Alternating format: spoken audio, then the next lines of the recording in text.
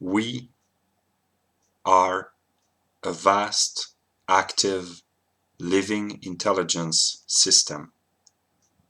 This expression comes from Philip K. Dick.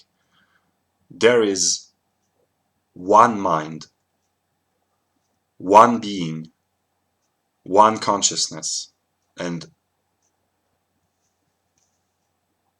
what I identify as myself, this empirical being, which I think 99% of the time being me, is not the real me. The real me is my mind, which is connected to the whole of being. And when I had my God experience in 2018, I understood that my consciousness was the condition of the whole of reality. But I, as an individual, and all my knowledge is a product of reality. All the things that I know, that I understand, all the books that I've read, all the ideas that I have made my own, they have been given to me by being, by the world. So in a way, I am a product of the world, and the world is a product of my consciousness, and we are in a dialectical interaction with one another. And how should I explain this? I will speak the language of Spinoza. There is only one substance, and each singular consciousness is a window of consciousness open on the substance, a mirror of the substance reflecting upon itself, and the totality of all windows of consciousness constitute the consciousness that the substance, which is the whole of being, has of itself. And this view we shift from Spinoza to Fichte, and the true movement goes to Hegel. And the beginning of Hegel's logic, is simply that in the beginning, if I might speak of a beginning, there was pure being, which is identity with itself, which is pure thought. So how do things emerge? From pure being, which is pure nothing, and at the fundamental root of everything, there is this identity of thought and being, and this identity of being a nothing, because pure being, there is not any determination. It's the pure void, pure nothingness. And from this instability, this primordial instability between the fact that being is nothing, and that nothing is, so you have nothing within the core of being, and you have being within the core of nothing, and this produces an instability and an impulse, an urge to go out of itself.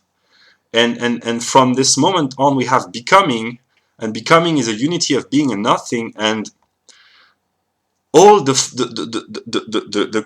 following development, which is a search for identity, for re-establishing the primordial identity, which was not identical with itself because it was unstable, but the logical movement, which is ontological and theological, the entire movement of being, which is one with the movement of nothing, produces what Hegel calls the logical idea, which is the totality of all the logical determinations in a fluid, self-moving process of flowing and moving through one another, and producing in an organic way. An organism is a living totality in which every part is determined by the idea of the whole. So at the root of everything, there's this impulse, this urge, which is a logical urge,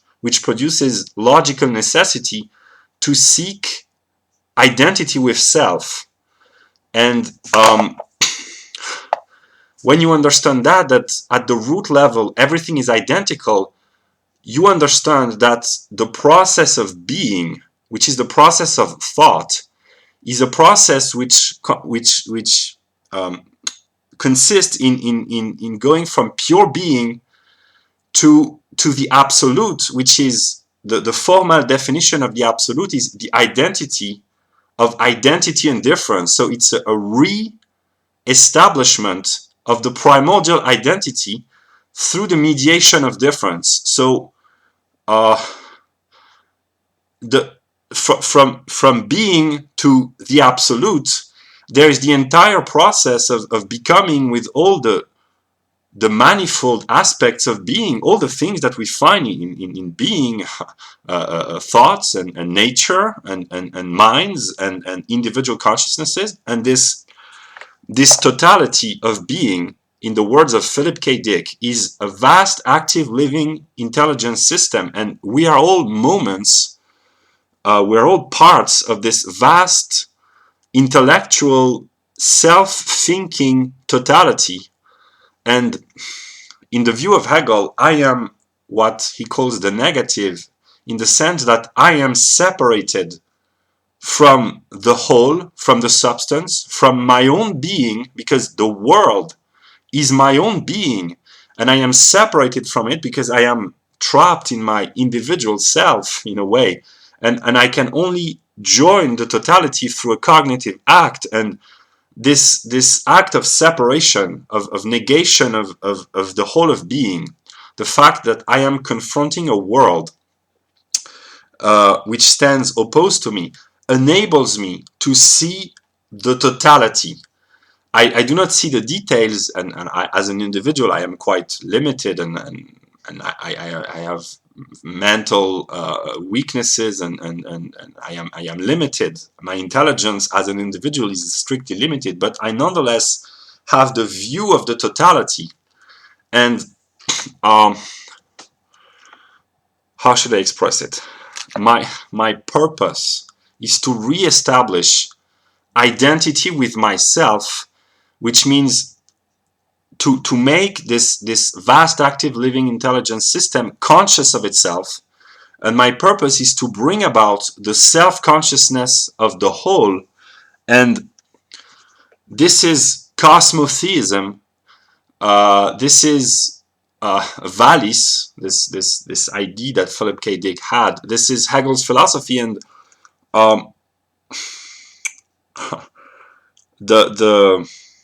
the thing about Hegel's philosophy is that it starts with pure being, which is pure nothing, which becomes becoming, and there's this dialectical process at the root of everything, which consists in self-negation and self-reincorporation within self after having been negated. That's the formal working of Hegel's system, and out of this primordial dialectics, the whole of being comes into being, in a way, into determinate being, and the whole realm of thought and life and spirit and nature flows out of this primordial dialectics. And I understand that we must begin, that's an improper way of expressing, but I understand that from pure being, if dialectics emerge, it can only end by absolute self-cognition, by absolute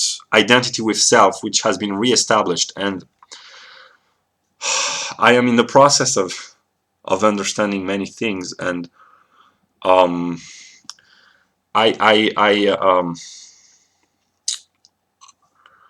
my purpose is to bring about the self-consciousness of the totality, to mold my individual self into the whole, and to become the consciousness of the whole. And the price to pay, which as an individual it seems very heavy a price, but it's because I am trapped in my selfishness. But if I saw the broad picture, I would accept to sacrifice my little self for the sake of the greater good, because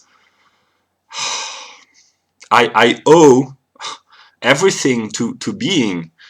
And yeah, and I will make videos. I've just, things are starting to become coherent, and I see the broad picture. And I saw a video about a guy who made an academia on the web, free education for all. And that is the purpose of being. Being wants to have a self cognition of itself, and in the realm of humans, and human beings they are a part of being. The purpose of man is to educate others, to teach others, to self-educate, and to bring about the self-consciousness of the whole, and to illuminate others, and to illuminate himself, and to bring about the self-illumination of being, which is what we call God.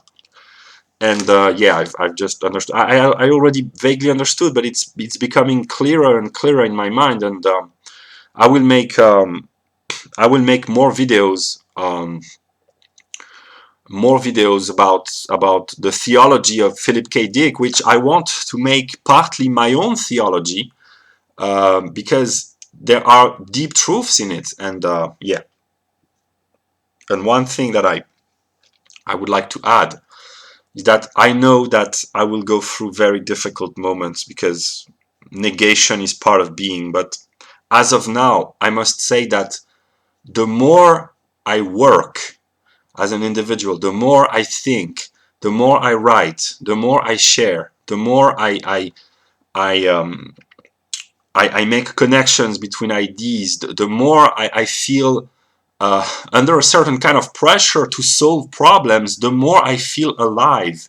I feel alive when I can think and share and solve problems. And I feel, it sounds stupid, but I feel like a man, like I'm doing my job, like I'm fulfilling my purpose, and I enjoy it. And I know that I will not always enjoy it, but as of now, I must say that I love being, and I love thinking, and I love the experience of being. So I know that my mood will change, but I will be true to myself. As of now, I am in love with being and with thinking. And yeah.